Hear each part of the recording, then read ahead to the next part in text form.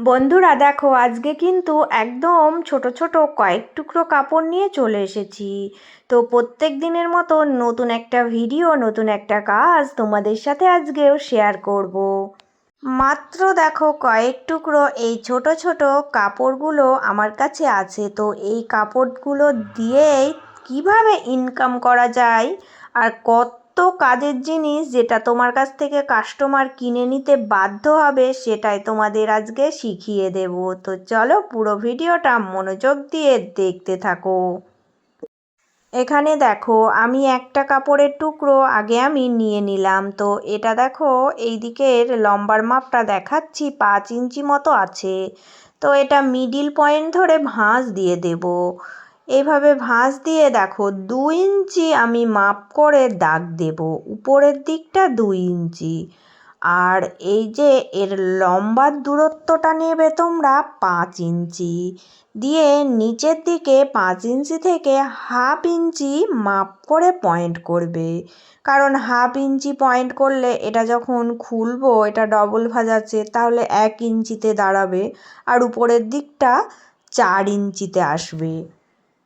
এবার দেখো এই যে এই পয়েন্ট ধরে আমি কিন্তু সোজা স্কেল দিয়ে দাগ দিয়ে মিলিয়ে দেব।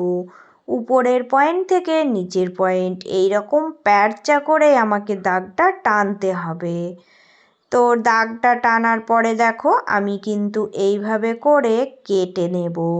কেটে নিলে কেমন শেপ আসছে দেখো, এই রকম শেপ চলে আসলো। এই মাপটাই আমার দরকার।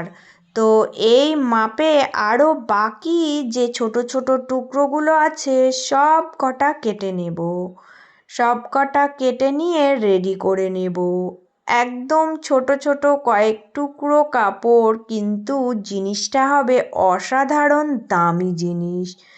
তো তোমাদেরকে ওই জন্য আমি দেখাচ্ছি যে কত সহজভাবে ছোট টুকরো কাপড় দিয়েও ইনকাম করা যায়। তো চলো এবার দেখতে থাকো। দেখো এখানে কিন্তু আমি এই যে দুরকম কালার নিয়েছি। একটা দেখো এই ছাপার কালার, আর একটা একরঙা সাদা। তো দুরকম কালার নিয়েছি কারণ দেখতে ভালো লাগার জন্যই আমি এই রকম কালার মিলিয়ে আজকের এই জিনিসটা বানাবো। তো সবগুলো দেখো একই মাপের কেটে রেডি করে নিয়েছি। তো এই মাপটাই কিন্তু তোমরা রাখবে, তাহলে জিনিসটা সুন্দরভাবে বানাতে পারবে। তো মাপটাও কিন্তু তোমাদের ফলো করতে হবে।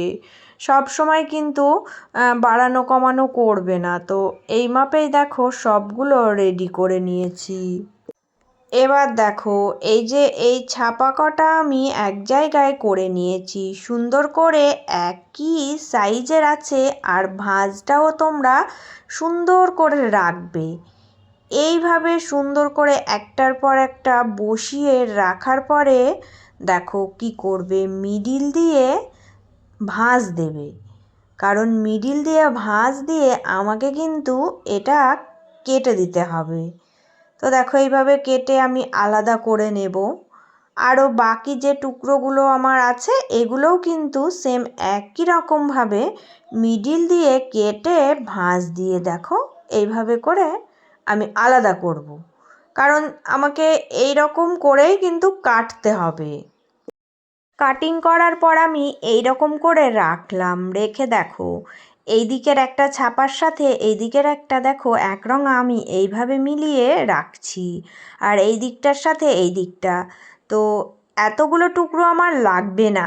এই যে একটার সাথে একটা মিলিয়ে রাখলাম, এই কটা জুড়লেই হয়ে যাবে। আর একটা সাইড তোমরা কিন্তু রেখে দেবে, সেগুলো দিয়ে আরও একটা বানাতে পারবে। তো এই রকম করে আমার কাটিংটা দরকার ছিল, তাই আমি একসঙ্গেই কাটিং করে নিলাম। তো একসঙ্গে কাটিং করলে দুটো বানানো যায়।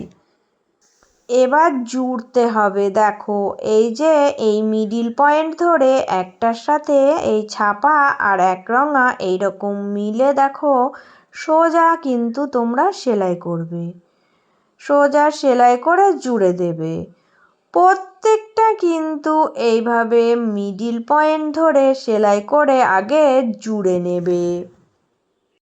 তো আমার সকল নতুন পুরনো বন্ধুদের জন্য রইল অনেক অনেক ভালোবাসা।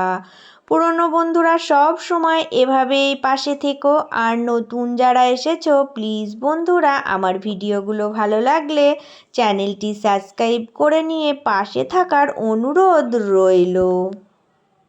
এবার তোমাদেরকে দেখাচ্ছি, দেখো আগের মতোই শেপ কিন্তু চলে এসেছে।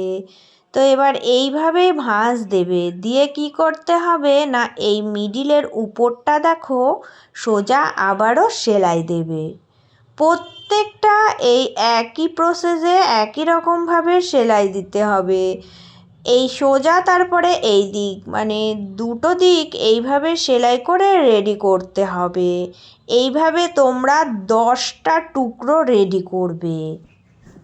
দেখো সবগুলো আমি সেলাই দিয়ে রেডি করে নিয়েছি। এবার এই যে এই কোণা দেখো তৈরি হয়ে গেছে, এখানে কিন্তু একটা করে কাটিং দেবে। সব সময় কোণায় একটু করে কাট লাগিয়ে নেবে, তাহলে জিনিসটা ভীষণ সুন্দরভাবে ফিনিশিং হবে। তো আমি প্রত্যেকটা দেখো একটা করে কাটিং দিয়ে নিলাম। এবার আমি এটা সোজা করব। কিভাবে সোজা করছি দেখো, এই যে এটা এইভাবে কিন্তু সোজা করে দেখো যে কোনো একটা কিছুর সাহায্যে কোণাটা সুন্দরভাবে ফিনিশিং দিয়ে নেবে। এই রকম সোজা করার পর দেখো এটা কিভাবে ভাঁজ দিচ্ছি। এই উপরের দিকটা সুন্দরভাবে এই রকম দেখো ভাঁজ তৈরি হয়ে যাচ্ছে, আর ডিজাইন তৈরি হয়ে গেল। খুবই সুন্দর দেখো উপরের ফিনিশিংটা এসেছে, আর একটা সুন্দর মতো দেখো ত্রিভুজাকৃতির ডিজাইন হয়েছে। সমস্ত টুকরো আমি এইভাবে করে রেডি করে নেব। দেখো টোটালি 10টা টুকরো লাগবে। এইভাবে ভাঁজ দিয়ে দিয়ে আগে কিন্তু এটা রেডি করবে। এবার কোন প্রসেসে জুড়ছি দেখো, এই যে দুটো আগে নেবে, নেওয়ার পরে একটা কালারিং আর একদিক সাদা এইভাবে মেলাবে। এইভাবে মিলিয়ে এই যে এখান থেকে ধরে সোজা সেলাই দেবে। একদমই সহজ কাজ। তো এইভাবে সেলাই দিলেই হয়ে যাবে। দেখো এইভাবে দুটো দুটো করে রেডি করে নেবে। তো নেওয়ার পরে আবারও কিন্তু দুটোর সাথে এইভাবে জুড়ে দেবে। এইভাবে জুড়ে দিলে দেখো একটা একটা করে এইগুলো বড়ও হয়ে যাচ্ছে, আর এটা জোড়াও হয়ে যাচ্ছে। একদম গোল কিন্তু ফিনিশিং চলে আসবে। প্রত্যেকটা জুড়তেই থাকবে, আর দেখবে লাস্টে সে মিলে যাবে। কত সহজে কত সুন্দর একটা ডিজাইন তৈরি হয়ে গেল, তোমরা কিন্তু দেখতেই পাচ্ছ। সিম্পল ছোট ছোট কিছু টুকরো কাপড়, শুধু একটু বুদ্ধি আর একটু টেকনিক, এইটুকুই তোমাদের দরকার, আর কিচ্ছু না। কত সহজে কত কাজের জিনিস ঘরে বসে টাকা ইনকাম করা যায়, আমার এই ভিডিওগুলো তোমরা ফলো করলে বুঝতে পারবে। শেষের এটা জুড়ে দেওয়ার পরে দেখো এটা কিন্তু একদমই গোল ফিনিশিং আগে থেকেই দেখো হয়ে গেছে। আমার কিন্তু মিডিলটা কিচ্ছু করা লাগেনি, একদম গোল চলে এসেছে। তবুও তোমরা কি করবে বলো তো, এই মিডিলটা উল্টো পয়েন্ট ধরে একটু দেখো সবকটা এক জায়গায় হয়ে আছে, ওটাকে একটু সেলাই করে দেবে। কিছুই নাই, একটু সামান্য সেলাই করে দেবে, যাতে ওটা আর ভিতরের দিকের সুতো ফুপিগুলো না দেখা যায়। তারপর এটা সোজা করার পর দেখবে এটা সুন্দর সেই গোল শেপই চলে এসেছে। তো দেখো বন্ধুরা কত সুন্দর দেখতে লাগছে। এবার এটা তোমরা কি কাজে ব্যবহার করবে বলো। গোপালের আসন তৈরি যদি এইভাবে করো, তাহলে কিন্তু কাস্টমার তোমার কাছ থেকে কিনে নেবেই নেবে। আর যাদের বাড়িতে গোপাল নেই, তারা যদি মনে করে এটা টেবিল ম্যাট হিসাবে কিনবো, সেটাও করতে পারে। খুবই সুন্দর লাগে। এই সিম্পল কাজগুলো ভীষণ সুন্দর লাগে, আর এগুলো দিয়ে কিন্তু অনেক কাজের জিনিস হয়ে যাবে। তোমরা যেভাবে ব্যবহার করবে সেটাই হবে। তো আমার আজকের এই ডিজাইনটা তোমাদের কেমন লেগেছে সবাই কমেন্ট করে জানিয়ে যেও। সবাই ভালো থেকো, সুস্থ থেকো। চলে আসবো আবারও অন্য কোনো একটা নতুন ভিডিওর সাথে।